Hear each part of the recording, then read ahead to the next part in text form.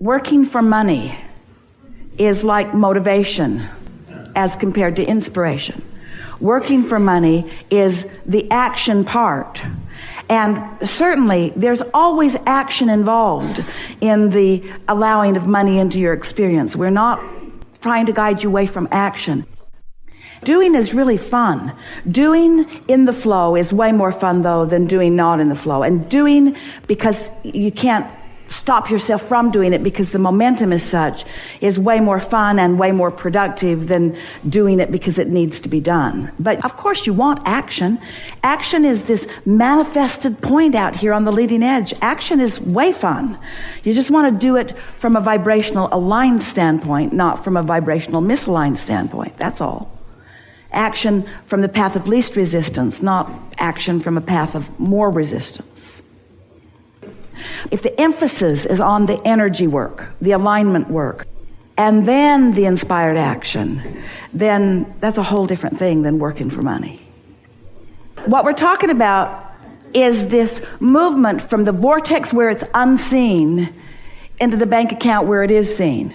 In other words, this transfer from vibration into material. And we want you to understand there is an infinite array of ways that you are not even considering, that you couldn't even possibly consider. In other words, at best, you can make a bulky general list, but when you get tuned into this and the ideas start flowing, the flow of energy and the flow of economics, the flow of prosperity, unlimited resources. Look even at your economics of today and think about how robust it is in comparison with 100 years ago. And 100 years ago, no one could have conceived of the avenues through which the abundance flows, or the height to which the abundance has swollen, or the degree to which the abundance affects the details of your life experience, you see. So let's not make a puny little list. Let's just call it unlimited and open ourselves to the ideas that are ripe for the plucking now. I'm going to accept the unlimitedness of it. I'm going to accept the ripeness of ideas that I'm about to receive. It's hard for a doer, isn't it? It's hard for somebody who's used to just getting in and doing it. And it's annoying when you do and others don't do. But those who are really doing aren't doing. Those that are really receiving have got this vibrational flow going. Now just answer this as you believe it to be. There's only a slight trap here for you. But answer this as you believe it to be. Do you believe that currently your prosperity, and we're talking about financial prosperity, do you believe right now that your financial prosperity is tied to your action? Because most of you would say, well, this is how I earn my living. I exchange this action for this income. And so let us lay the trap a little tighter for you. If you stopped doing today what you've been doing, would your money flow tomorrow the way it's been flowing? If you didn't go to work tomorrow, would your money flow? And if you didn't go to work tomorrow, for those of you who, if you don't go to work tomorrow and don't do what you usually do, and your money doesn't flow, then what? Then what? In other words, does your money feel dependent on your action? Yes. So, thank you for being honest. Well, for most, that's normal in your economy of today, isn't it? That you have trained yourself or been hired to do something in exchange, or you've positioned yourself to do something in exchange. Economics is about that, isn't it? It's about providing service for one another. Aren't your economics all about your interaction with each other? Here's another question for you. If there was no one else on the planet, would your business or means of making money be necessary? If there were no one else to participate with you in any way, goods or services, would there be any reason for you to provide them? Can you step back far enough to acknowledge that your interaction with one another is what the basis of the economics is all about? Can you step far enough back to acknowledge that economy rests on, rides on, depends on, at the basis of is serving one another in some way.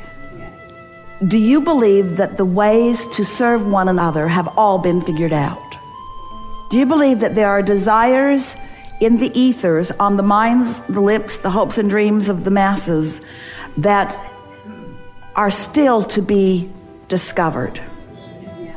Do you believe that you have the ability to position yourself as you choose to be the beneficiary of the satisfaction of serving others? We tricked you, didn't we? Because what we want you to embrace first is that your economics and how they flow to you are about the energy that you are flowing outward to others. In other words, it's what you're offering, what you're receiving and what you're offering are the same. They are vibrationally equivalent. And if you can think in terms of the service that you're offering, now we offer that word carefully because you misunderstand it every time someone uses the word.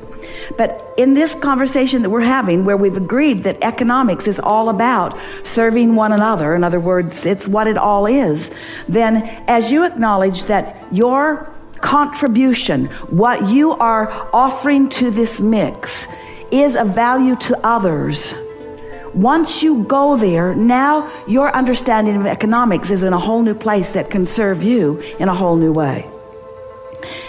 So now we'll ask you, are you there yet? Do you acknowledge that it is your service to others? So now, in what ways do you serve others? You serve others by getting energy flowing. You serve others by tapping into the stream of infinite intelligence. You serve others by tuning in, tapping in to the frequency, this high power frequency. You serve others by understanding the path of least resistance. You serve others by tapping in, not just to infinite intelligence, but to infinite prosperity, to infinite abundance of energy, to infinite ideas. If you're serving others, then isn't it the idea that really is at the basis of most service, you see? When you loosen up these cobwebs and you start acknowledging that you could be in the right place at the right time, in more conversations, in more opportunities to uplift, if you would put your attention upon the energy that you're receiving, which then you will be flowing. But here's the most interesting thing about economics. We already said it to you, but we're going to say it to you again. You don't get it until you give it, because it is the asking for it that summons it. So when you get into an attitude of service, which is asking for it on the behalf of others, now you open a really big portal, a really big vortex of abundance, you see. And that's really the place that you want to start with all of this.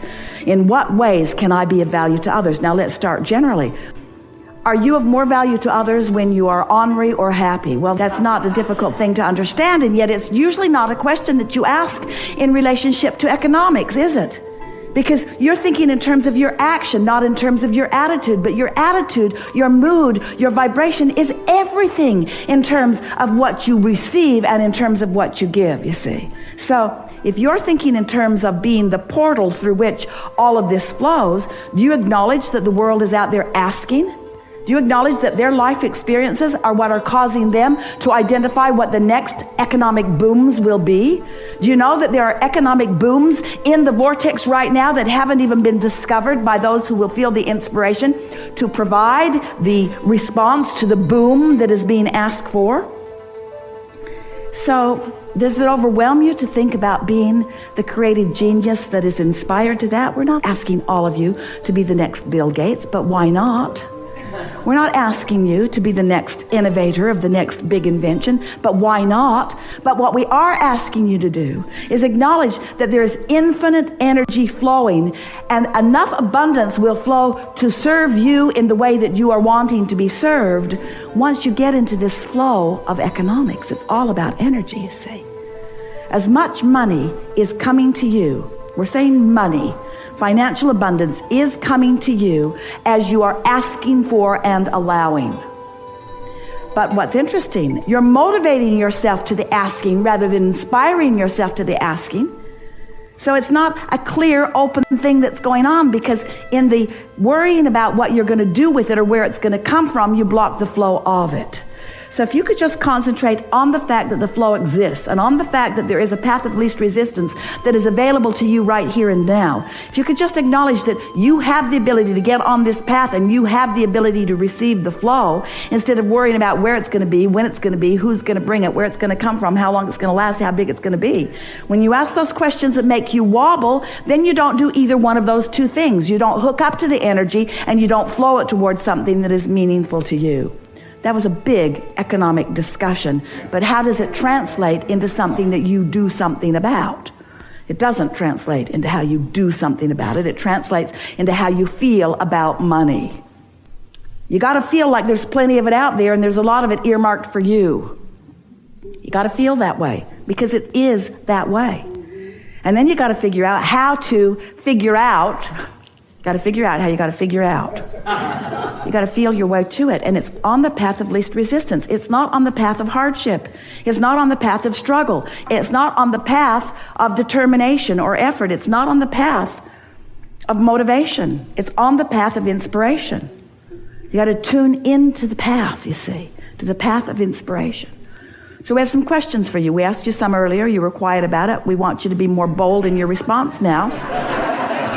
Do you believe in infinite intelligence? Yes. And do you believe in infinite abundance? Yes. And do you believe that you've carved out a path of abundance for yourself? Yes. Do you understand that your vortex holds that path? Yes. Do you believe that the path will be inspired to you? Yes. Do you think you'll get there with worry? No. How are you going to get there? How are you going to find the trail? How are you going to find that path? You're going to worry your way to it? You're going to struggle your way to it? What do you want to do? What do you like to do? Do you believe that you can serve doing something that's fun to do? Do you believe that you can find satisfaction in what you do? Do you believe that you know what some of those things are? Do you believe that they're queued up and in your vortex already? Do you believe that there's a path already laid out for you that you're just reaching for the inspiration to? Yes. Yeah. So how do you find that path? This is the question of all questions. How do you find the path? Think about it. Do do do do do do do do do. How do you find the path?